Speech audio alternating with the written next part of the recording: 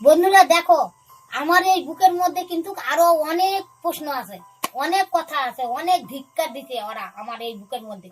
এগুলা কথা আমি তোমাদের সব কিছু বলবো। তোমরা যদি জানতে চাও, শুনতে চাও, তাহলে আমি সব কথা একটা দুটা করে সব কথা বলবো। কষ্ট লাগে, আমার মেয়ে মারা গেছে, আমার বুকটা পুড়ে যাচ্ছে। আমার ওদের অনেক কথা আমার বুকের মধ্যে চাপা আছে, অনেক কথা, অনেক কথা আমি তোমাদের সঙ্গে সব কথা একটা একটা করে বলবো। আমার মেয়ের যখন অসুখ হয় তখন টাকা খরচা করতে হয় আমার, বলে আমরা পারবো না, আমরা খরচা করব না।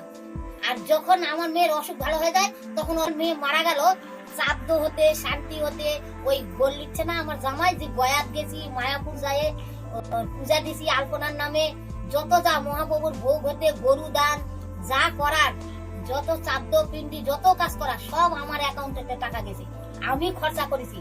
আর ওরা 1 পয়সাও খরচা করেনি ওদের বাড়ি থেকে। চাদ্দ টাকাগুলো কিন্তু আমার, একটাও টাকা খরচা করেনি। মারা যায়, আমরা কলকাতা ছিলাম তখন, আমি কিন্তু আমার মেয়ে নাকড়াকুড়ি নিয়ে আসছিলাম। আমাদের নাকড়াকুড়ির সব লোক বললো আমরা সব কাজ করবো, আলপনা আমরা শ্মশানে নিয়ে যাব, এখানে চাদ্দ টাদ্দ সব হবে। আর আমার জামাই এখানে করতে দিল না, ওই নিয়ে গেল বাড়ি। ওই যখন আমার মেয়ে বাঁচে থাকলো তখন ওই একদিনও বাড়ি নিয়ে গেল না, নিয়ে যায় আমার মেয়ে খাওয়ালো না, জামা কাপড় দিল না। আর যখন আমার মেয়ে মারা গেছে তখন লাশটা নিয়ে গেল ওর বাড়ি। মানুষ যে ও ধিক্কার দিবে, যে মানুষ খারাপ বলবে, যে বর হয় কিছু করলো না, শাশুড় শ্বশুর হয় কিছু করলো না, ওই লজ্জার জন্যে ওই ওর বাড়ি নিয়ে গেল লাশটা। আমি নিয়ে যেতে চাইছিলাম না। আর তখন আমি তো কান্দে কাটে পাগল, আমার কথা তো শোনেনি। ওই যেটা করবে সেটাই, আমার তো কেউ নাই, তোমরা তো দেখিচ্ছ আমার ডানে বায়ে হাতে পায়ে কেউ নাই। ওই বলিচ্ছে আমার ওখানে নিয়ে যাব, ওর ওখানেই নিয়ে যায় সৎ কাজ করলো, কিন্তু একটা পয়সা খরচা করলো।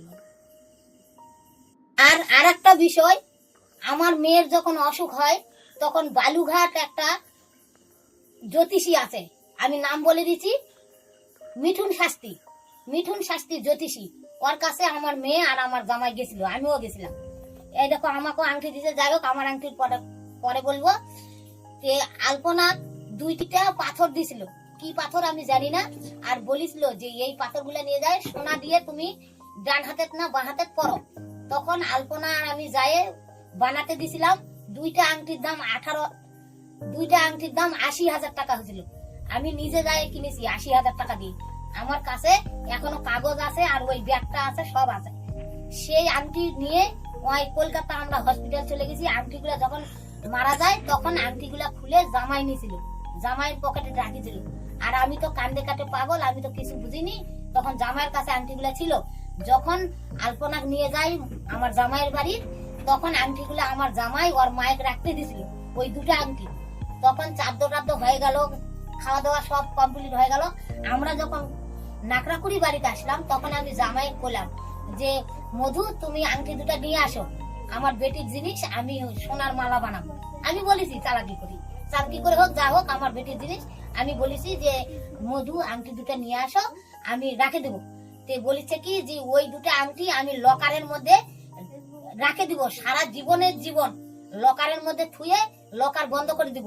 আমি ওই আংটি আনবো না, ওটা আলপনার স্মৃতি, আমি বুকের মধ্যে সারা জীবন রাখে দেবো। তাহলে ওই আংটিগুলা তো আমার বেটি ইনকাম করছে, আমি ইনকাম করছি টাকা, তো ওই আংটিগুলা কি আমাকে দিবে না?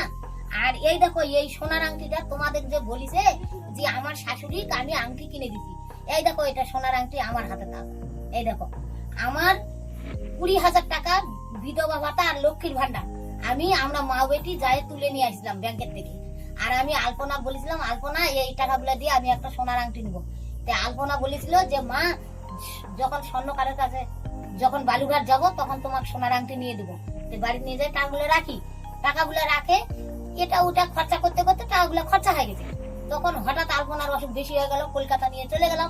আলপনা বলেছিল যে মা কলকাতা থেকে ঘুরে আসে তোমাকে আংটি নিয়ে দেবো, টাকাগুলো খরচা হয়েছে, কি হয়েছে, আমাদের কি আর টাকা নাই, এগুলা দিয়ে নিয়ে দেবো। আমি কিছু বলিনি, আমার বেটির অসুখ ভালো হবে না, আমি আগে আংটি নিবো। তখন ওখান থেকে আসে, তখন চাদ্দ টাদ্দ হয়ে গেল, বাড়িতে আসলাম। আমি জামাই আমাকে বলেছে দুর্গাপূজার সময় যে শাড়ি নিবেন না, চলেন শাড়ি কি দেবো। আমি করছি কি যে আমি শাড়ি নিবো না, আমি আলপনার থাকতে আমি আংটি নেওয়ার জন্য বিধবা ভাতার টাকা তুলে নিয়ে আসছিলাম, আমার আংটি নেওয়া হয়নি। টাকা সংসারে খরচা হয়ে গেছে, তুমিও তো জানো, আমাকে আংটি কিনে দাও। তখন দুর্গাপূজার আগে আমাকে বালুরঘাট নিয়ে যায়, কি হোক আমার জামাই নিয়ে যায় আমাকে এই আংটিটা 25,000 টাকা দিয়ে কিনে দিতে। বন্ধুরা দেখো, এটা হলমার্কের সোনার আংটি, 25,000 টাকা দাম হচ্ছে। আমি তো 20,000 টাকা আমার বিধবা ভাতা তুলে আনিছি, তাহলে 5,000 টাকা কি আমি ইনকাম করিনি? আমার অ্যাকাউন্টের টাকাগুলো কি হলো তোমরা বলো আগে। 3 মিলিয়নের চ্যানেলের 15 লাখ টাকা ঢুকিছে। বন্ধুরা তোমরা তাহলে বলো, এই 15 লাখ টাকা আমার জামাই কি করলো? আমাকে তো সোনার আংটি কিনে দিল, হয় তাহলে আমার 15 লাখ টাকা কই? সব টাকা তুলে নিয়ে নিচ্ছে, আমার অ্যাকাউন্টে একটাও টাকা নাই, খালি 1,000 টাকা পড়ে আছে। তোমরা যদি বিশ্বাস না করো তাহলে দেখাও, আসো আমি তোমাদের অ্যাকাউন্ট বই বের করে দেখাবো। ছিল আর তিনটা চ্যানেল ওদের ওই টাকা পাইছে, সব 3টা চ্যানেল ছিল, আরো 2টা ফেসবুক আর একটা ব্লগ চ্যানেল, সবগুলার টাকা ওর অ্যাকাউন্টে ঢুকতো, ওর মায়ের অ্যাকাউন্টে, ওর অ্যাকাউন্টে, ওরা ওর নামে করে নিছে। এখনো ওদের নামে টাকা ঢোকে ওই চ্যানেলগুলার। তো ওই চ্যানেলগুলোর যে অতগুলো টাকা ঢুকলো, ওই টাকাগুলা কি করলো? আর আমাক সবার সামনে, তোমাদের সামনে লাইভে আমার জামাই বসে বলেছে আমার শাশুড়িকে আমি 3 মিলিয়নের চ্যানেল দিছি। আমার জামাই কোথায় থেকে আনে দিল আমার 3 মিলিয়নের চ্যানেল?